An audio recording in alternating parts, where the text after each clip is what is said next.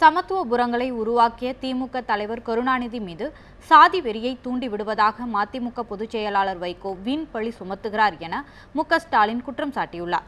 கோவில்பட்டியில் திறந்த வேனில் நின்றபடி திமுக கூட்டணி வேட்பாளர்களை ஆதரித்து பிரச்சாரம் செய்த திமுக பொருளாளர் மு.க.ஸ்டாலின் தோல்வி பயம் காரணமாகவே தேர்தலில் போட்டியிடுவதிலிருந்து வைகோ பின்வாங்கியுள்ளதாக கூறினார்.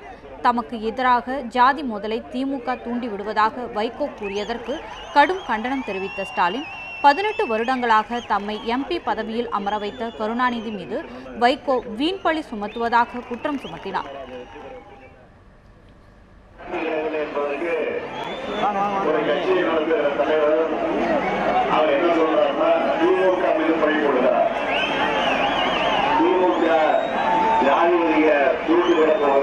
அப்படின்னு ஒரு அபாண்டமான படிப்பு சொல்லி இருக்கிறார்.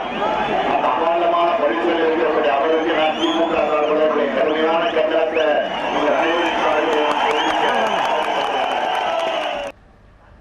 முன்னதாக தூத்துக்குடி சட்டமன்ற தொகுதி திமுக வேட்பாளர் கீதா ஜீவனை ஆதரித்து பேசிய மு.க.ஸ்டாலின் முதலமைச்சர் ஜெயலலிதாவுக்கு எதிராக பாட்டு பாடி பிரச்சாரம் செய்தார். பாடல் உண்டு. எத்தனை காலம் தான் ஏமாற்றுவார் இந்த நாட்டிலே, சொந்த நாட்டிலே சத்தியம் தவறாத உத்தமை போல நடிக்கிறாள்,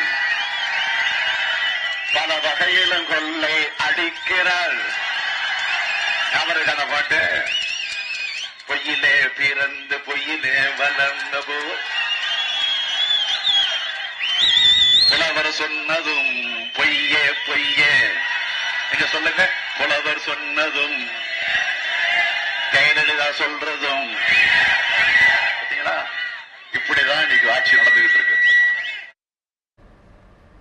மு.க.ஸ்டாலின் பிரச்சாரத்தை காண பல மணி நேரம் பொதுமக்கள் காத்திருந்தனர்.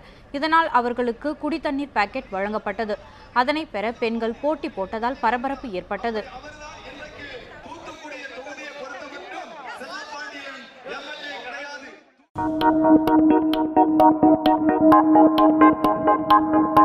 Thank you.